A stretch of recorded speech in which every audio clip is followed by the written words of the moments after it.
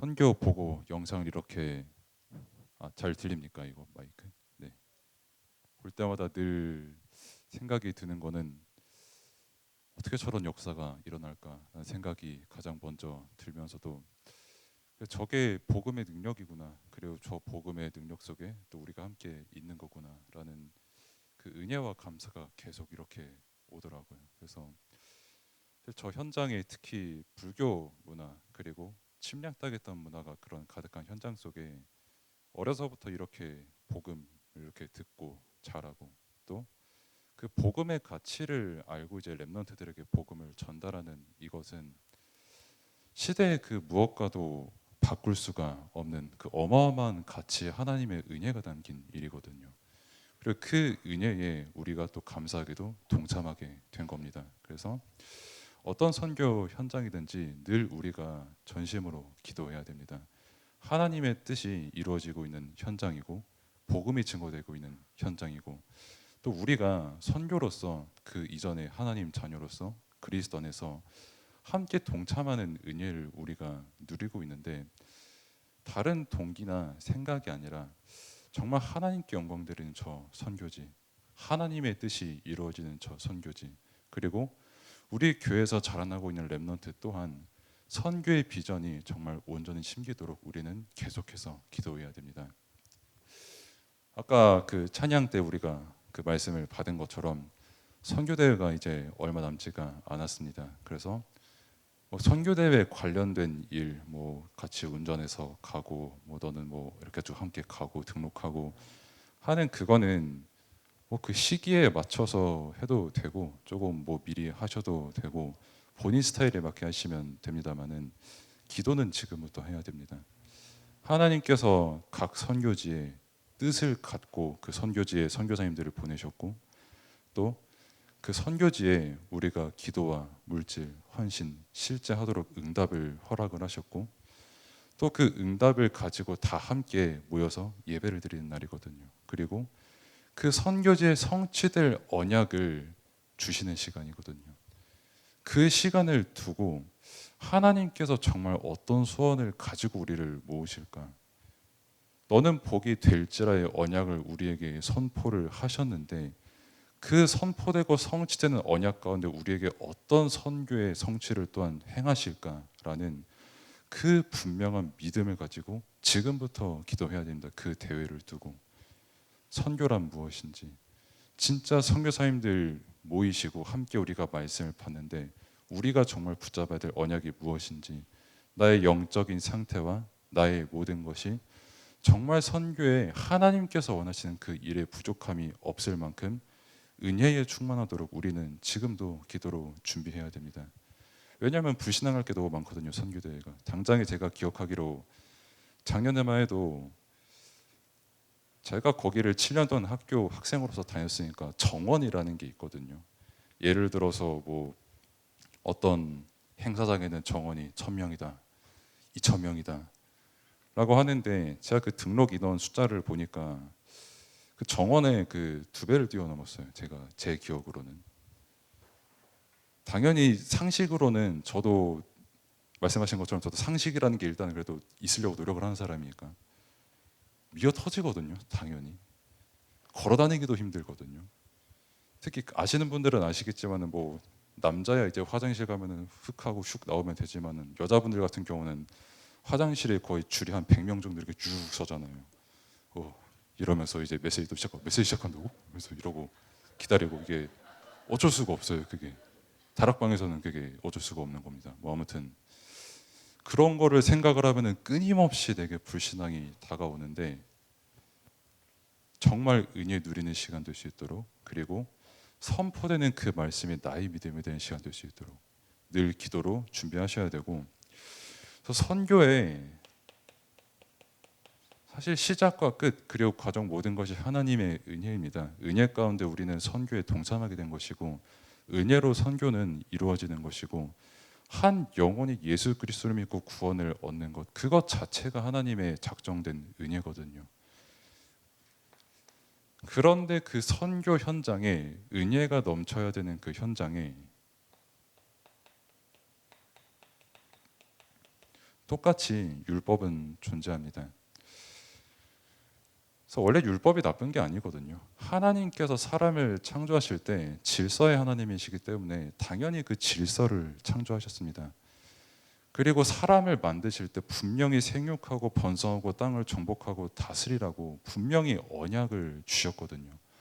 내가 너를 왜 만들었고 예배하라고 만들었고 정복하라고 만들었고 하나님과 함께하는 그 영적인 존재로 우리를 만들었는데 하나님을 떠난 그 순간에 생육하는 게 창세기 6장 음란 타락 쾌락이 되어버렸죠.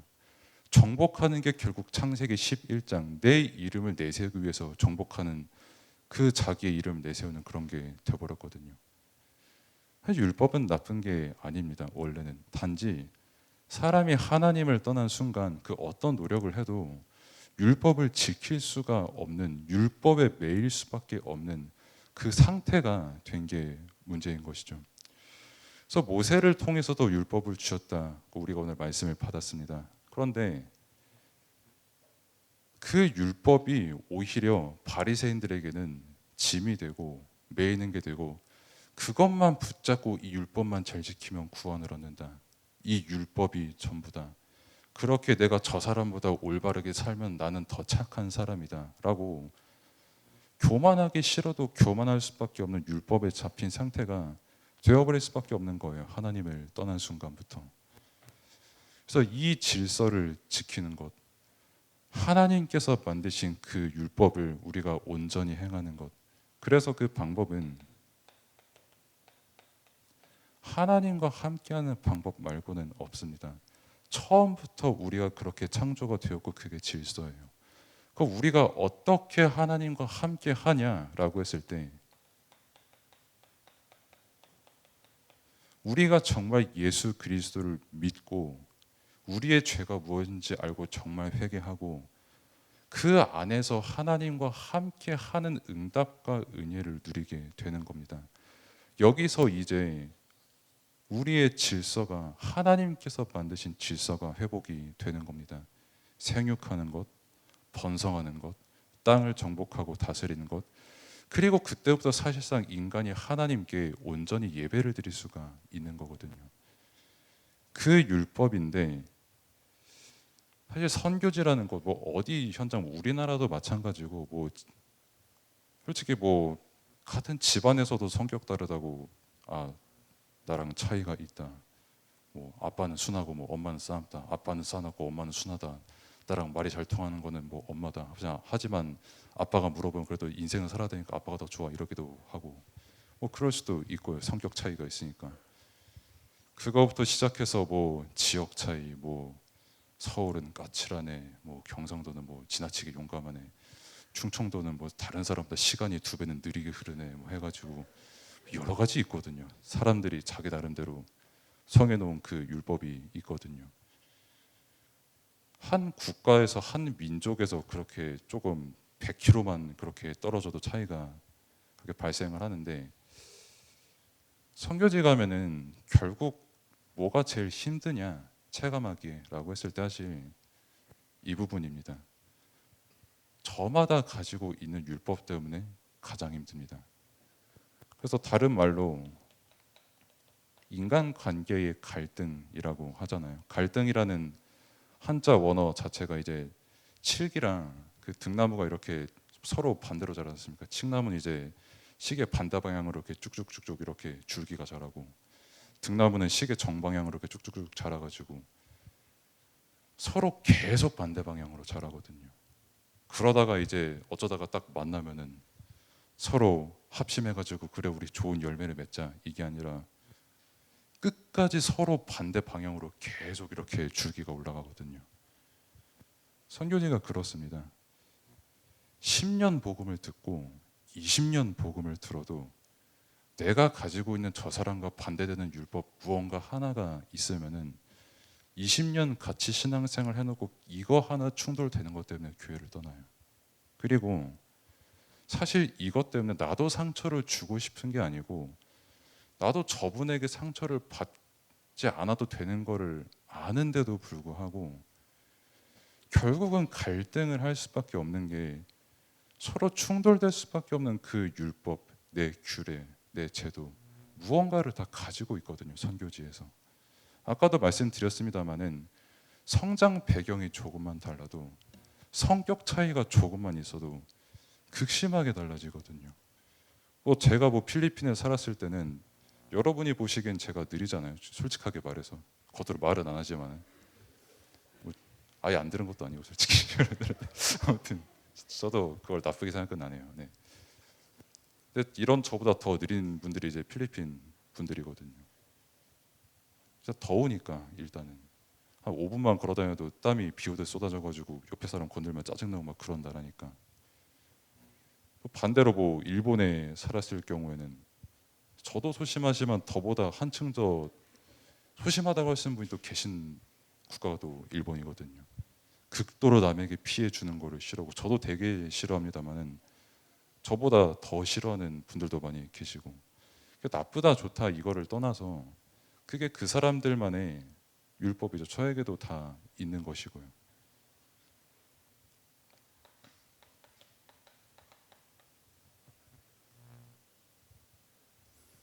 그래서 마가복음 7장 11절 이하를 이렇게 쭉 보면은 내가 가지고 있는 율법, 저 사람이 가지고 있는 율법, 누가 가지고 있는 율법이든 아까 우리가 강단 말씀을 통해 들었던 대로 사람에게서 나오는 모든 것이 하나님을 떠난 그 질서가 파괴되고 영적으로 죽은 그 순간부터 모든 것은 더럽습니다.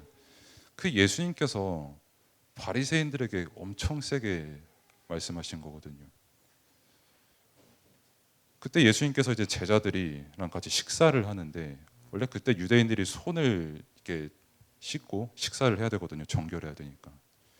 손을 안 씻고 이제 제자들이 몇 명 이렇게 식사를 하는 거예요. 그러면서 이제 유대인들이, 그러니까 그 바리새인들이 예수님한테 질문하는 게 잘 걸렸다 하면서, 야 당신 제자들 손 안 씻고 밥 먹는 거 안 보이냐? 여담입니다만 저도 집에 들어갈 때 손 안 씻으면 혼나거든요. 아무튼 잊어주시고, 아무튼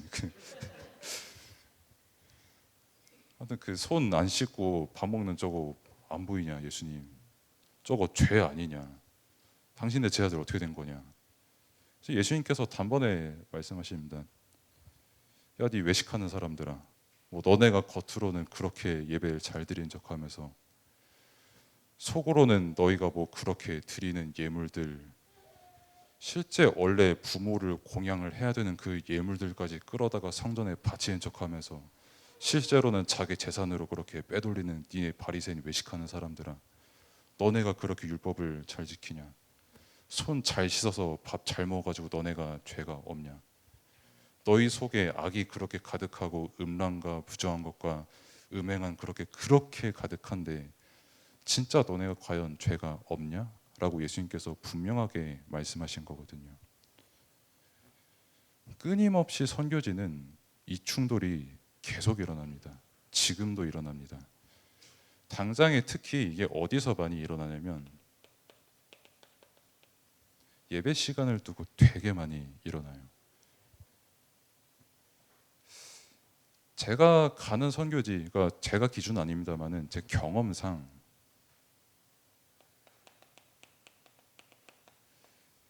이 시간을 예배로 시작하는 곳이 생각보다 많이 없습니다. 특히 외국인, 우리 기준으로 외국 같은 경우는 그게 더 있거든요. 여기서부터 시작이고, 그러면서 이제 예배에 대한 율법도 하나씩 달라지고요. 한 달에 한 번 야외 예배를 드려야 된다는 그런 경우도 있고요. 그 하나하나가 다 갈등이 되거든요, 사실. 사람 생각이라는 게 계속 충돌이 되기 때문에. 근데 거기에 매이게 되면은 바리새인이랑 똑같은 수준에 있을 수밖에 없게 되는 겁니다. 아유, 저 성도님 왜 저렇게 늦게 와가지고 저렇게 당당하게 앉고, 아유, 저 성도님 왜 저렇게 있고 하는 그 율법에 똑같이 매일 수밖에 없는 거예요. 그래서 예수님께서 말씀하신 겁니다. 그럼 너는 그러면 하나도 죄가 없이 완전 깨끗하냐? 진짜 너는 그렇게도 청결하고 정결한 사람이냐? 제가 이제 매주 수요일에 이제 그 경기대학 들어가는 게 있고, 또 이제 대학 사역이 있어가지고 몇 분이랑 같이 포럼을 하는데 한 분이 그런 말씀을 하시더라고요. 아, 요즘 목사님들 너무 음행을 많이 저지른다. 회개해야 된다. 뭐 화요 집회 때 뭐 류 목사님 말씀하셨는데 뭐 살인, 뭐 중독, 뭐 마약 이런 거랑 음행이랑 어떻게 같은 선상에 두냐. 음행은 더 큰 죄다. 이렇게 계속 열변을 토하시더라고요.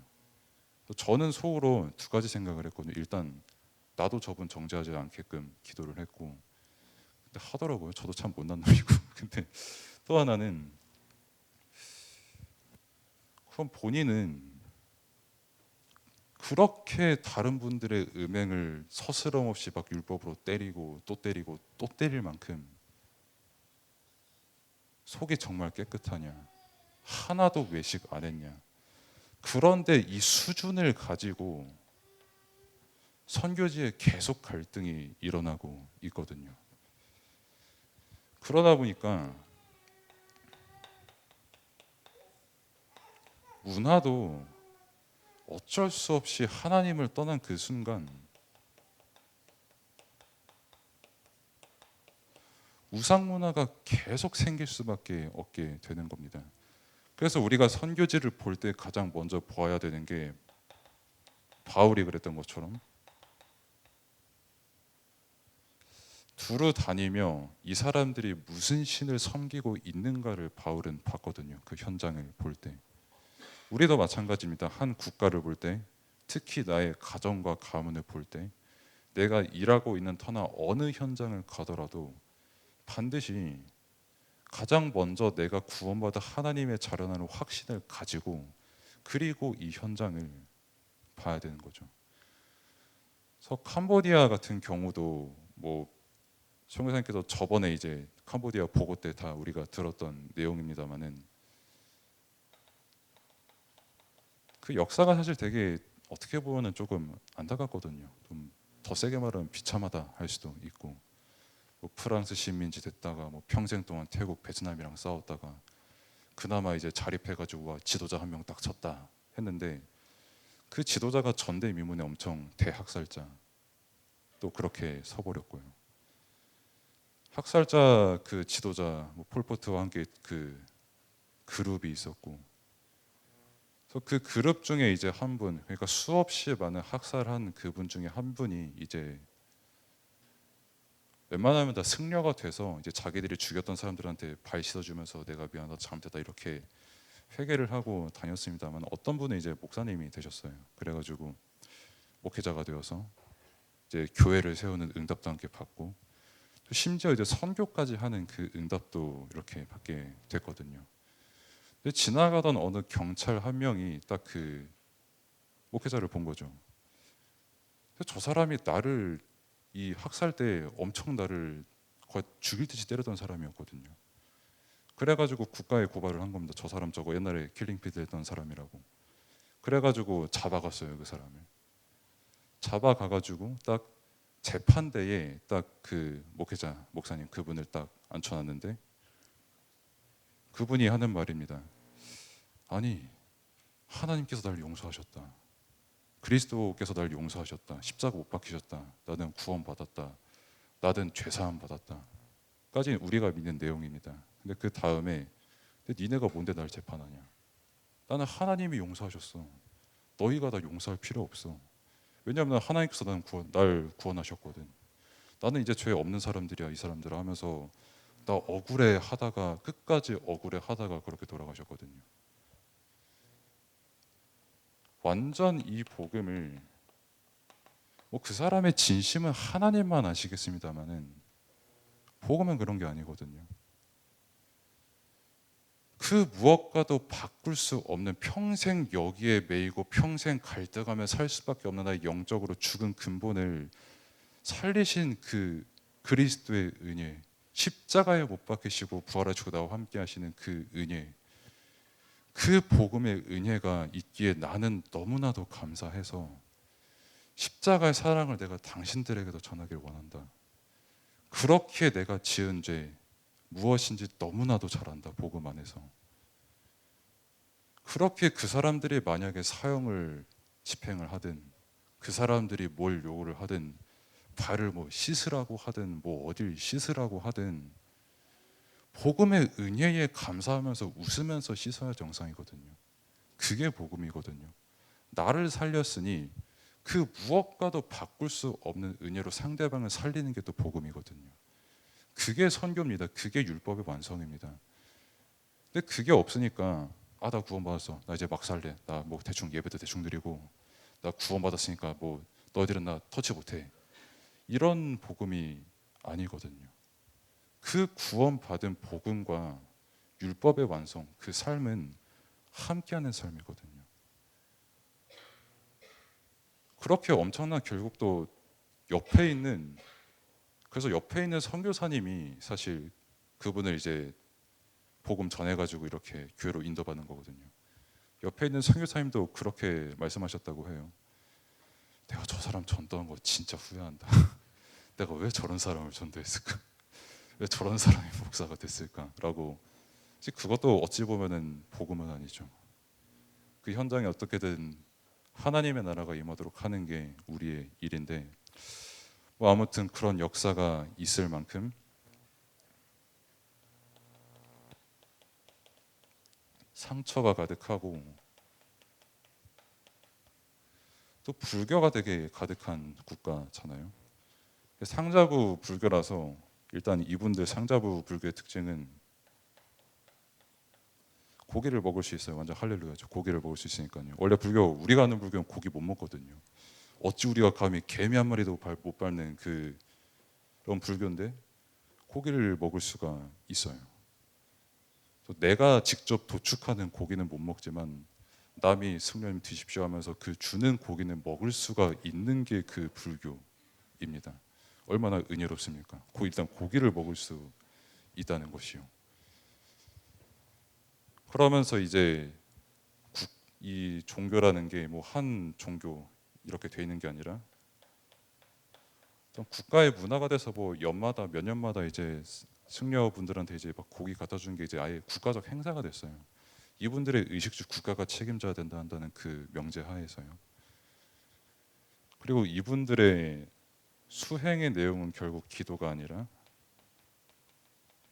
명상 이런 또 수행 방법이 있죠.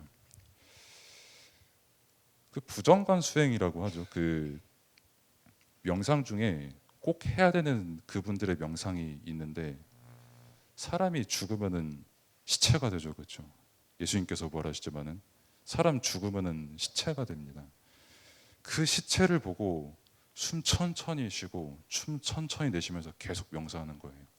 시체가 썩어가는 것을 계속 보면서 쉬지 않고 저 시체가 점점 부패해져 가는 거, 팔이 날아다니고 냄새나고 하는 그거 보면서 계속 명상하는 겁니다. 그걸 보면서 뭘 깨닫냐라고 했을 때 결국 사람이 흙으로 돌아가는구나. 참 가치 없고 덧없고 막 돈을 위해서 살아가고 명예를 위해서 살아가는 게 아무 가치가 없는 그런 거구나. 그러면서 이제 자기 속을 쭉 비우면서 결국은 또 다른 율법을 만들 수밖에 없는 그런 배경 속에 있는 국가입니다. 그럼 캄보디아를 두고 그러면 성경에서 말하는 선교 관점은 뭐냐라고 했을 때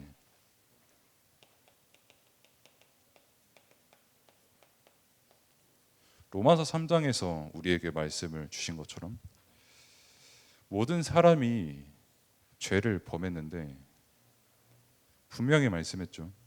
하나님의 의는 모든 믿는 자에게 차별이 없습니다. 항상 우리는 이 말씀을 가지고 선교지를 봐야 돼요. 뭐 우리 입장에서 뭐 캄보디아 사람 뭐 저렇게 해야 되고 저렇게 선교 사역 해야 되고 이렇게 믿어야 되고 저런 상처 가지고 있고 뭐 그런 생각을 우리가 할 수가 있고 뭐 이 문화를 참고를 해야 되는 것도 맞지만 처음부터 하나님께서는 저들에게는 진짜 오직 예수 그리스도 복음 말고 다른 거 필요 없다라고 우리에게 지금 말씀하시는 거예요. 그 답이 우리가 나면서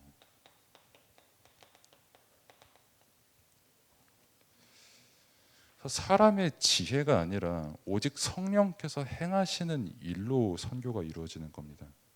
이게 성경이 우리에게 말하는 선교예요. 그렇기 때문에 기도가 너무 중요하고, 그래서 우리를 망대로 세우신 게 이 시대의 유일성의 응답인 겁니다. 진짜 그 선교지를 두고 그 현장에 오직 복음이 증거되도록, 그 오직 복음을 증거하는 그 선교사님들과 제자에게 정말 성령에 충만하도록 기도하는 그 일은 세계의 그 무엇과도 바꿀 수 없는 가치의 기도의 응답을 우리가 지금 함께 누리고 있는 거예요. 가장 성경적이고 가장 은혜에 충만하고 가장 하나님의 뜻이 이루어지는 그 선교 응답 속에 지금 우리가 있는 겁니다. 항상 이 믿음 가지고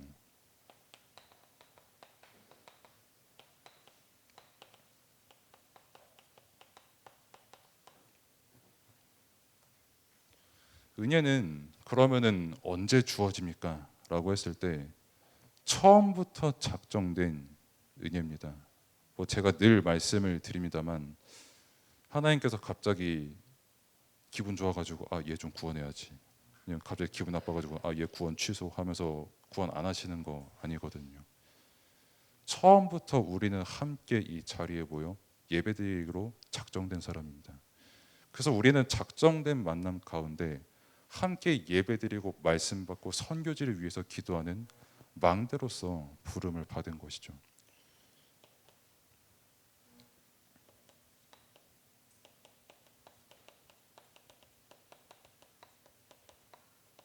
그래서 모든 사람에게 필요한 게 은혜입니다. 왜냐하면 하나님을 떠난 순간 반드시 구원이 필요한 상태고, 뭐 구원 받아도 된다 안 받아도 된다가 아니라 하나님을 떠난 순간 구원 안 받으면 영원한 사망에 이를 수밖에 없는 상태에 이미 된 거거든요. 그렇기 때문에 반드시 필요한, 그러면서 허물과 죄로 이미 죽은 그 상태 속에서 살아가는 사람들이기 때문에 반드시 복음이 필요합니다. 저 캄보디아 사람에게는 복음 필요 없고, 저 캄보디아 사람에게는 내겐 조금 착해 보이니까 어째 좀 쓸데 있어 보이니까 복음 필요할 것 같은데, 이게 아니라 모든 한국 사람, 모든 캄보디아 사람, 세계의 모든 사람은 반드시 복음이 필요합니다. 그만큼 이 복음에 대한 가치와 그 은혜를 우리가 말씀을 통해 늘 누리고 있어야 돼요. 기도로.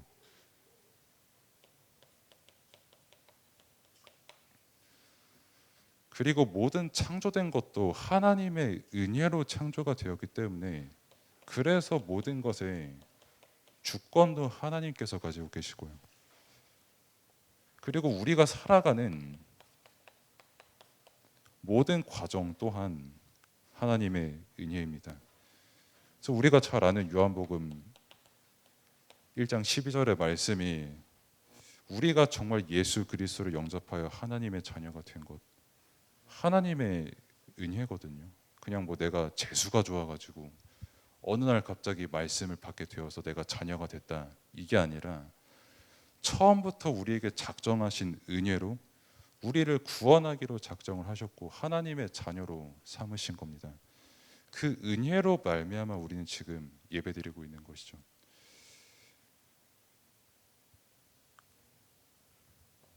그 과정이 결국 믿음이 되는 것이고요.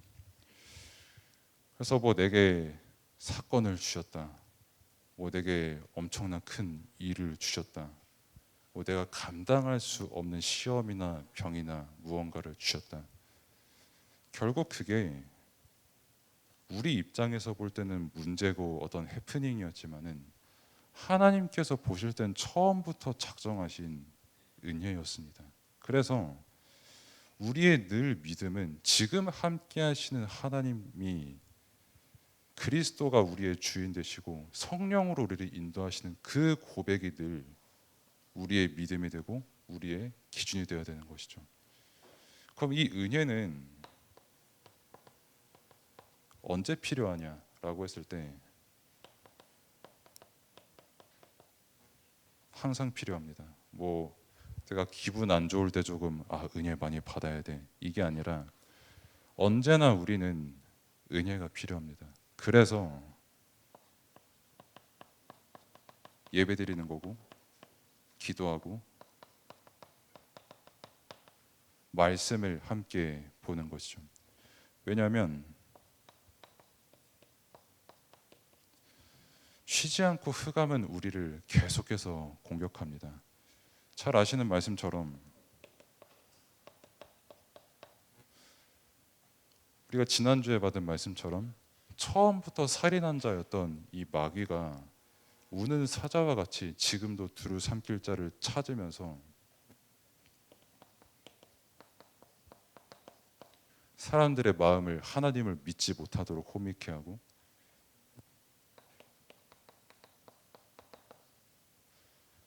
평생 동안 하나님의 자녀로서가 아니라 사람의 종노릇을 하게 만들어 버리거든요. 그래서 특히 이 율법이 충돌이 되고 갈등하는 그 현장 속에서 자칫 잘못하면은 내가 사람의 노예가 되어 버릴 수가 있어요. 아, 난 저 사람 주는 시험을 내가 이길 수가 없는데, 저 사람은 내게 또 반대로 너무 유익이 되는데 하는, 그게 하나님께 영광이 아니라 결국 나의 율법이 되면은 하나님의 뜻이 이루어지는 게 아니라 사실상 흑암이 그 틈을 타고 계속 역사할 수밖에 없는 겁니다. 그래서 아까 말씀드린 것처럼 갈등과 문제는 끊이지 않고 특히 예배의 가치가 계속 퇴색되고 있거든요. 왜냐하면은 내가 은혜가 항상 필요하다는 그 인지 자체를 못합니다.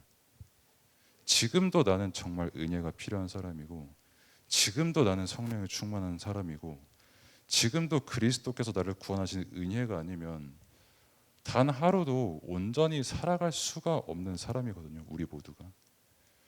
근데 거기에 대한 감사와 그 구원의 은혜에 대한 가치와 예배의 이유를 놓치니까 일단 내가 왜 예배를 드려야 되지? 라는 그 가치를 내가 잊어버립니다. 지금 내게 필요한 건 은혜인데 지금 내게 필요한 게 은혜가 아니라 먹을 거, 조금 더 내게 이익을 가져다 주는 거, 조금 더 내게 편한 거, 그게 내게 기준이 돼버리거든요. 그게 지금은 내게 아무것도 아닌 것 같은데 실제 절대로 나를 이 수준에서 벗어날 수 없게 만드는 게 사실 흑암의 역사의 시작이 바로 그거예요. 예배의 가치 놓치게 하는 거, 영적인 가치 놓치게 하는 거.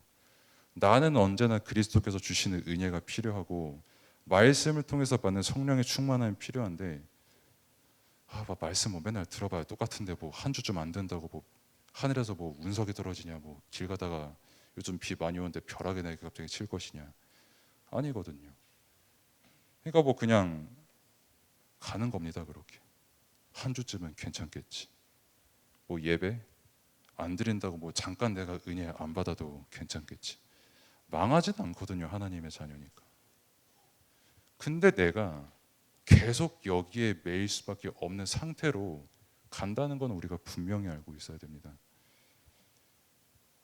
원래 예배는 신명기 5장 12절부터 이렇게 쭉 보면은 원래 안식일을 지켜 행해야 되고 13절과 14절 이제 뭐 여세 동안 일하고 마지막 날에 안식일을 지켜 행하라 이렇게 주님께서 우리에게 분명히 명령하신 건데 아까 말씀드린 것처럼 우리 힘으로는 율법 못 지키거든요.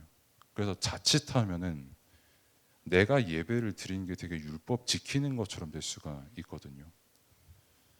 그래도 아까 말씀하셨는데 5분 전에 말씀하신 게 뭐 한 주라도 예배 놓치면 아주 큰일 난 것처럼 말씀하시니까 예배 드려야지. 아이고 하면서 하는 그 율법의 예배가 될 수가 있어요. 그러면은 이 율법의 완성이 언제 되냐?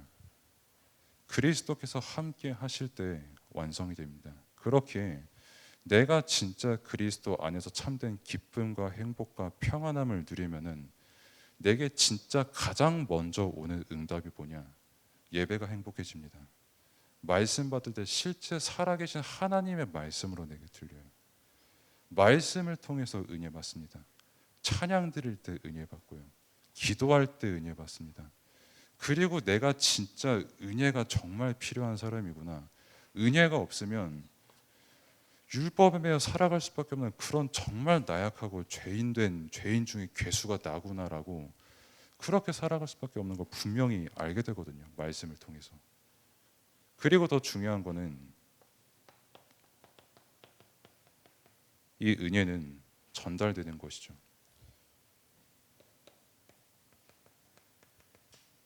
영적인 것은 분명히 전달됩니다. 사도행전 15장의 말씀대로.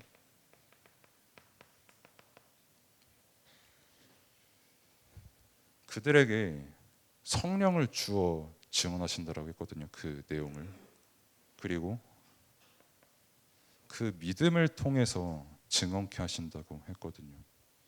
뭐 내 자녀가 될 수도 있고 배우자가 될 수도 있고 부모님이 될 수도 있고 쟤 진짜 말씀 들어가고 있는 것 맞냐라고는 의심이 끊임없이 우리에게 들지만 지금 이 시간에도 영적인 것은 전달됩니다. 그래서 사실 예배를 놓친다라고 했을 때 놓친 분도 놓치고 싶어서 놓치는 게 아니거든요. 사실 진짜 내 온몸 모든 것을 다 쥐어짜도 드릴 힘이 없을 때가 있거든요. 사람이. 그래서 우리에게 이 응답을 주신 거예요. 같이 중보하라고, 기도하라고, 함께 은혜 받으라고. 그분으로 하여금 진짜 복음 깨닫고 이거 드릴 수 있는 힘을 얻게 해달라고. 그게 진짜 선교입니다. 예배가 회복되는 선교. 그리고 이 영적인 각인은 영원히 각인이 되는 그 내용이고요. 그리고 은혜가 전달되는 게 하나님의 소원입니다. 처음부터 하나님께서는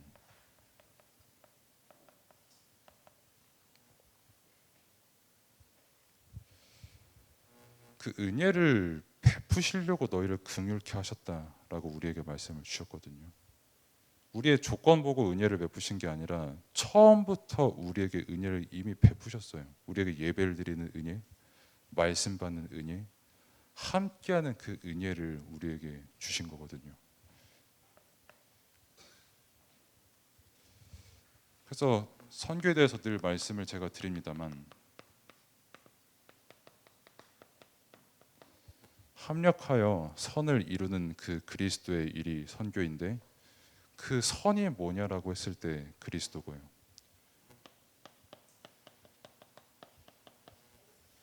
우리가 이제 뭐 캄보디아를 품는다, 어느 나라를 품는다, 다른 나라를 품는다라고 하지만 이미 하나님께서는 앞서서 행하시는 하나님이십니다. 이미 그 현장에 하나님의 뜻은 이루어졌고 이루어지고 있는 선교지예요. 그렇기 때문에 우리가 늘 누릴 거는 은혜밖에 없는 것입니다. 그래서 내 율법, 내 수준의 갈등과 기준 그런 게 아니라 하나님께서 저 현장을 선교지로 품게 하신 은혜, 저 현장에 복음이 들어가고 있는 그 은혜, 저 현장에 하나님께 예배를 드리고 있다라는 그 은혜, 기도로 누리고 함께 우리가 받은 은혜를 또한 기도로 전달하면 되는 겁니다. 이 선교에 은혜에 충만한 우리 모두가 되기를 바랍니다. 기도하겠습니다. 하나님 감사합니다. 처음부터 작정된 은혜로 우리를 선교의 대열로 또 부르시고 선교의 시간표 속으로 인도하신 그 은혜에 감사를 드립니다. 한 국가의 주인은 하나님이시고 역사의 주인도 하나님이시고 한 개인의 주인도 하나님이신데 언제나 하나님의 주권을 인정하면서 또 구원에 대한 감사하는 마음으로 그 은혜가 정말 저 선교 현장에 전달될 만큼 우리가 기도로 충만하고 성령에 충만하고 말씀에 충만할 수 있도록 하나님께서 은혜를 베풀어 주옵소서. 예수 그리스도의 이름으로 기도드립니다. 아멘. 이제는 우리 주 예수 그리스도의 은혜와 아버지 하나님의 크신 사랑과 성령님의 인도 역사 충만하심이 오늘 함께 예배하는 주의 자녀들 머리 위에 가정과 산업과 부대 속에 이제부터 영혼까지 함께할지어다. 아멘.